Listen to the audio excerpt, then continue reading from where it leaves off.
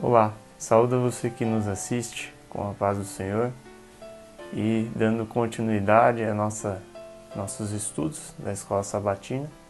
Hoje vamos tratar das perguntas 2 e 3 da lição de número 12, de título Iminente Conflito Final. Então vamos às perguntas. Então temos a pergunta de número 2. São muitos os que de fato adoram ao Deus vivo? Na leitura da nota a gente vai perceber que são poucos, né? A nota vem dizendo assim: para muitos, um ídolo filosófico é entronizado em lugar de Jeová, enquanto o Deus vivo, conforme é revelado em sua palavra, em Cristo e nas obras da criação, é adorado apenas por poucos. Então essa questão, tratando da idolatria, vai muito mais além, né, do que simplesmente ter um ídolo, né, em sua adoração. Essa nota ela vai mais a fundo, né? A segunda pergunta, a pergunta seguinte diz assim: o que milhares têm deificado? Então, hoje nós temos uma diversidade de idolatria, né? Você não idolatra só um ídolo. Você pode, qualquer coisa que você colocar acima de Deus vira um ídolo, né? A nota diz assim: posto que de forma diversa existe hoje a idolatria no mundo cristão, tão verdadeiramente como existiu entre o antigo Israel nos dias de Elias, Deus de muitos homens que se professam sábios, de filósofos, poetas, políticos, jornalistas, o Deus dos seletos centros de moda, de muitos colégios de universidade, mesmo de algumas instituições teológicas, pouco melhor é do que Baal, o Deus do sol da Fenícia. Então hoje você pode idolatrar algo das mais diferentes formas, né? Não precisa ser um ídolo de madeira ou de pedra. Você pode idolatrar o conhecimento, seus bens materiais, uma pessoa muito querida. Qualquer coisa que tome o lugar de Deus passa a ser chamado de idolatria. Outro comentário importante também é sobre o começo da nota, que vem falando sobre a representação de Deus, né? A tentativa, melhor dizendo, de representar a Deus conforme o nosso pensamento. O fato de você desenhar ou formatar Deus em pedra, em madeira, isso rebaixa a concepção de Deus conforme o ser humano imagina que ele é. Então, é por isso que Deus não aceita esse tipo de comportamento.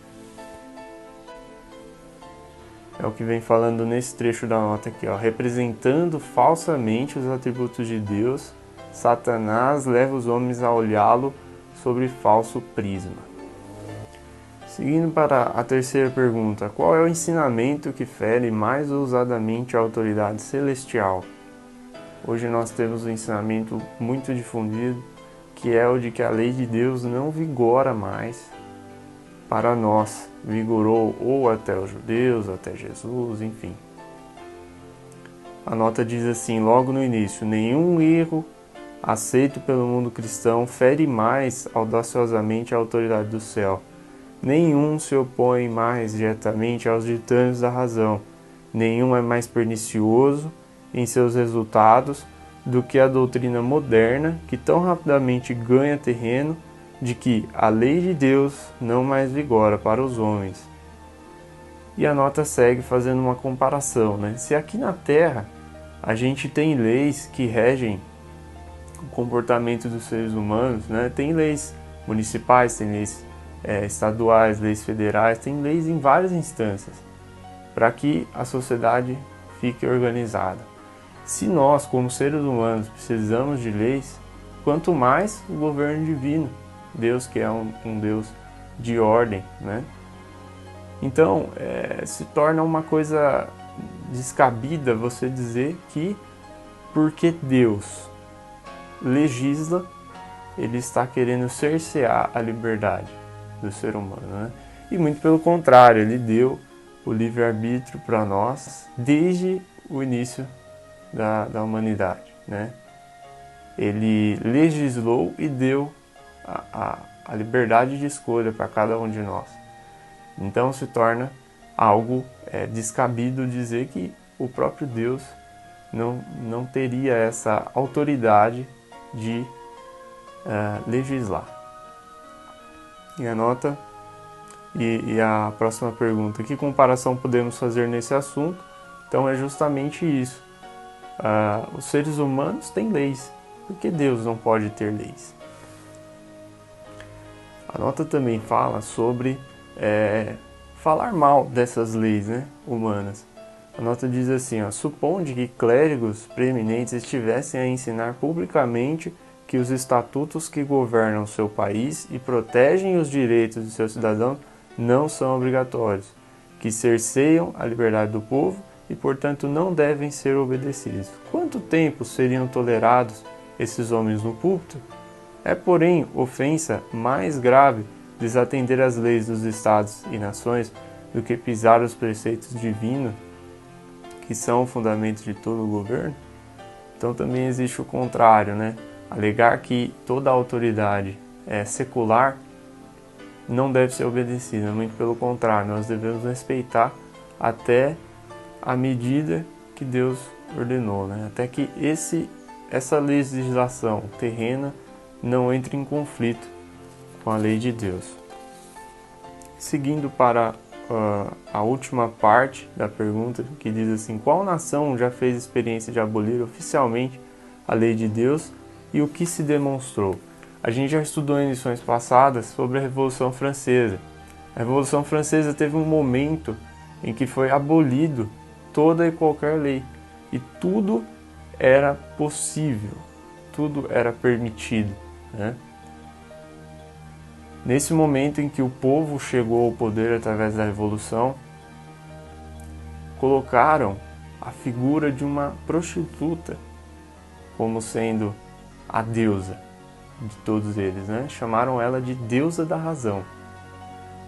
E esse momento foi um momento muito terrível da história da Revolução Francesa. Foi ali 1792, se eu não me engano, que ocorreu isso, tá?